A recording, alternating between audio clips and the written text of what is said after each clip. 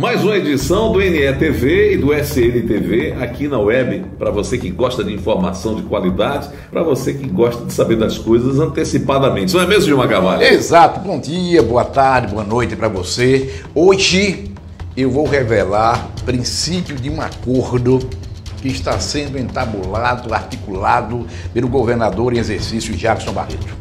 Eu vou dizer como está sendo cada conversa dele como líder político aqui. Ele vai até pensar que eu participei da conversa.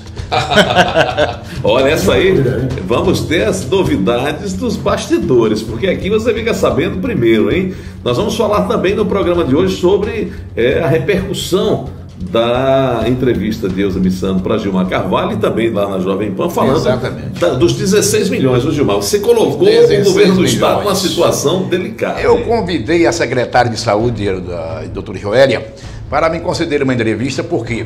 Porque a Prefeitura de Aracaju dizia que o Estado devia à Secretaria de Saúde do município 22 milhões de reais. Pois bem, aí a doutora Elza Missano, que é a verdadeira secretária de Saúde desse Estado, né?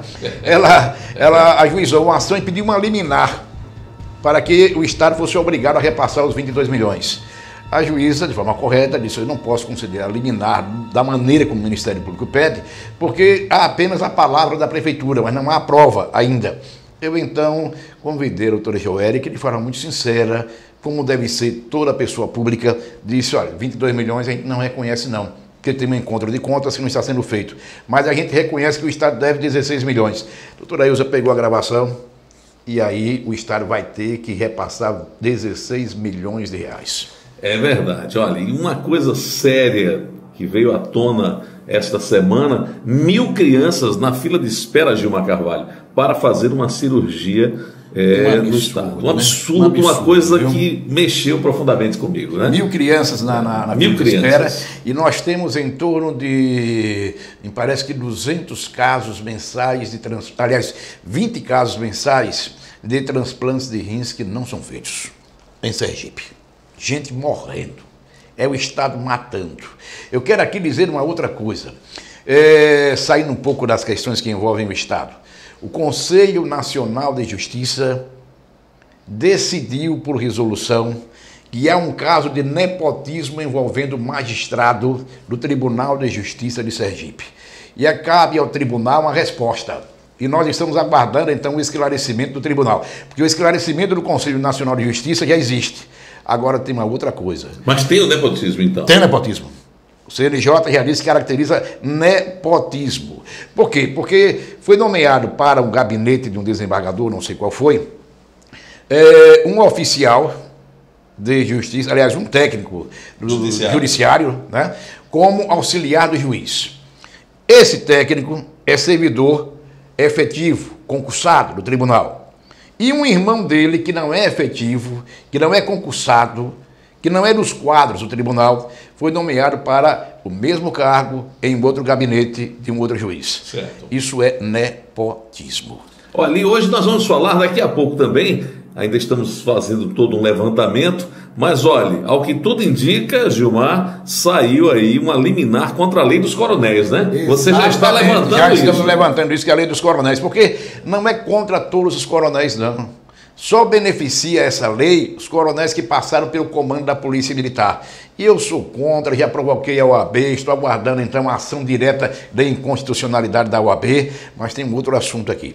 Você sabe por que o governador Jackson Barreto se nega a dizer publicamente que vai fazer mudança na direção do Manésio? Não, sabe por quê? Não sei qual é a razão. Ele já definiu, ele já conversou com o Fernando Mota. Mas já conversou mesmo? Já conversou com o Fernando Mota, já definiu que Fernando Mota, segundo o próprio governador, embora ele não diga publicamente, será o novo presidente do banco. Agora, ele, de forma prudente, eu concordo com a prudência, com a cautela, ele sabe que depende de aprovação do Banco Central.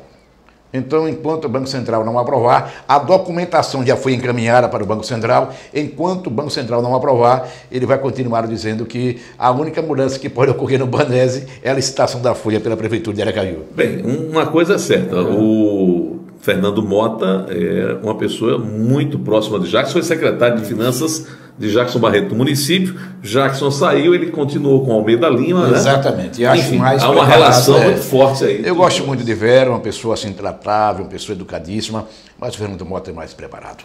No caso da Vera, ela foi convidada, parece que tem aí uma grande possibilidade dela ir para Chesterfield.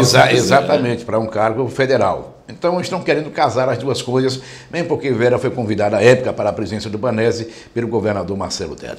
Pronto, você acha, por exemplo, que o ex-secretário, na verdade não é o ex, é o que está afastado, o secretário João Andrade, terá uma influência muito grande ainda na formatação das finanças do Estado? Enquanto João Andrade continuar comandando o Banese, vai o Banese continuar da forma como está aí. Como é que é continuar da forma como está aí? É não se adequando às leis de mercado. Ora, os bancos privados, na sua maioria, não tem folha de pagamento de servidor público, não. E ninguém vai dizer aqui que eles estão quebrando. O Banese é que fica com essa dorzinha de cotovelo, porque não se adequa às leis de mercado e não oferece as mesmas vantagens ou vantagens um tanto quanto semelhantes. Então, enquanto João Andrade continuar mandando e desmandando no Banese, vai ser isso para pior.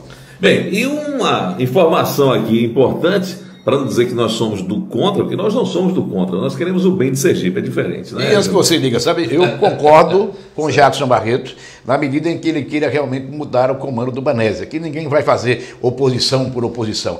Fazer oposição por oposição e fazer oposição ao Estado, isso eu não faço. E concordo com você em gênero, número e grau. Por falar em Jackson Barreto, estive com o governador Jackson Barreto, tivemos uma conversa. Prestígio, né, velho? Prestígio, né? O governador de todos os sergipanos. Pois é, amiga. E aí conversamos bastante, mas ele não deu entrevista para mim, não, viu? Não, O prestígio é limitado. Vai chegar lá, vai chegar lá. Mas conversamos bastante e a preocupação muito grande aí com esse setor da saúde. Eu senti que Jackson está, assim, querendo tomar algumas medidas meio radicais, meio drásticas na área da saúde. Você acredita numa possibilidade dessa? Não sei, depende de que mudança que ele... Se tiver força para isso, né? Porque há um grupo, que não é a secretária Joélia, que continua comandando, e não é o deputado Rogério, que continua comandando a saúde e não aparece como comandante. Certo. E não é o governador em exercício. Eu espero que tenha forças para fazer, até porque manda quem pode, obedece quem tem juízo. E o Estado não pode ficar do jeito que está nessa área da saúde. Sentir firmeza, espero que ele não me decepcione em relação a isso. Ele disse que está botando a cara para bater, é ele. E que o governador Dera, mas ele está afastado, então ele precisa tomar então algumas posições. Já devia ter tomado. O caso Lúcia Falcão não tem nada a ver com a história de que Lúcia Falcão entregou o cargo e o governo silenciou. Eu é que denunciei não, eu é que informei, porque precisa resolver assim questões particulares, pessoais. Não. Lúcia Falcão seria exonerada. O Estado vai, nesse governo, fundir a Secretaria de Desenvolvimento Urbano com outra, ou seja, vai acabar com ela, que na prática é acabar. E aí ele diz, em vários desabafos, ele disse a auxiliares que o trabalho de Lúcia Falcão é muito lento. Eu também acho. E não é só ele não, na fase de Marcelo Teda, o próprio governador já se queixou em outros momentos da lentidão de Lúcia, apesar de ser uma grande técnica. É uma grande técnica, mas não adianta você ser muito preparado se as coisas não andam, né? É verdade, agora ruim mesmo é a comunicação do governo, né? A comunicação do governo, sinceramente... Aqui não é nada de pessoal contra o secretário, ali é nada de pessoal contra ninguém. Agora a comunicação do governo, ela faz um grande bem à oposição. É verdade, a comunicação do governo está passando uma fase difícil, você não consegue nem fazer, você liga para querer uma informação, você tem dificuldades, você não tem acesso a uma informação necessária para ir para o rádio, para a TV. É verdade. Ela não se antecipa. Falta gerenciamento de crise. Total. No governo do Estado, total. E o Sintese? O Sintese você criou um problema sério. Eu não crio problemas. Eu das 6 às 7 eu saio de casa, ou vou tomar Carvalho na Ilha FM e vou dando umas risadas. É porque a gente ri aqui, mas ri também no rádio. E aí vi que você botou o Sintese numa cocó, como dizem no popular. Olha, o que o professor Chiquinho, que é diretor de bases municipais do Sintese, disse... Ele tem uma gravidade enorme. Que eu sei que esse projeto que foi aprovado na Assembleia é um projeto enganador. Você acha que é um projeto? Nunca tive dúvida. Antes de ser projeto, quando havia apenas as discussões com o Sintese, eu disse que os professores seriam enganados. Quando eu digo enganados, eu não estou dizendo que o Sintese enganou os professores. Certo. Eu não estou fazendo essa acusação. Eu prefiro dizer que a direção do Sintese, ela se equivocou. Agora, o que disse Chiquinho de que o projeto não foi lido na Assembleia que definiu o apoio da categoria ao projeto, que cópias do projeto não foram entregues aos professores.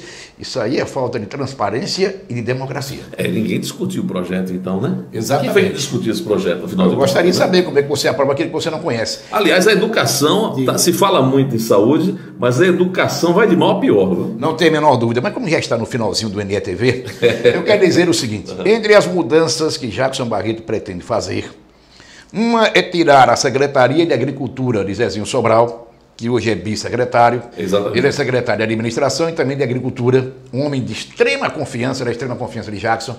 Ele quer entregar, e já conversou sobre isso, a Secretaria de Agricultura ao comando do grupo liderado por Heleno Silva. Essa conversa com Heleno ele já teve e tem convicção, a convicção é dele, de que Heleno topará indicar então uma pessoa ligada a ele para comandar a Secretaria de Agricultura. Mas em 2014, apesar disso tudo aí que você está colocando, falando claramente, Heleno fica com Jackson? Não acredito. Com a agricultura, quer dizer, Jackson vai plantar, mas essa... Olha, mesmo que Heleno diga, eu vou ficar. Primeiro que a direção nacional do partido dele não quer. Essa plantação não vai dar muito fruto. Não vai dar, não. É como o Socorro. O Jackson vai, mas vai ficar sem pessoa. Socorro, o tempo já está esgotado, mas Socorro é um assunto à parte para a gente discutir aqui no próximo programa. Agora vai aqui para Jackson, peça Socorro, viu? Tá bom, não, a coisa lá de Socorro. Olha, e por falar em Socorro, no próximo programa eu vou trazer uma informação aqui, uma informação quente, sobre uma grande obra que vai passar assim ao léu, vai passar longe de Fábio Henrique, porque Jackson Barreto vai fazer mesmo sem contar com a participação do prefeito. E não vai ter apoio do prefeito Fábio Henrique na eleição. Não estou dizendo com isso que Fábio é enganador, é mentiroso, não. Estou falando de coisas factuais, de coisas provadas. Jackson, aliás, o Fábio vai lhe levando, como Heleno Silva da mesma forma. Depois vai para outro palanque. Bem, tá aí. É uma opinião que realmente faz sentido, porque Fábio Henrique, aí eu tenho um ponto de vista formado. O prefeito Fábio Henrique tem sido uma negação administrativa em Socorro. Infelizmente é um ponto de vista meu, tá? Acho que ele precisa melhorar muito, porque o discurso e a prática estão andando em caminhos paralelos. Você sabe onde é que se encontram as duas linhas paralelas? Só no infinito, hein? Um abraço para todos, falamos em nome de... A gente fala aqui em nome de quem? De Construtora Selle, solidez e qualidade, e também de Networking, escritório compartilhado, onde você pode realmente realizar suas reuniões e acompanhar de perto, inclusive, os trabalhos do NETV e do SNTV, né? Um abraço para todos, um bom dia, uma boa tarde, uma boa noite, hein? Até a próxima edição.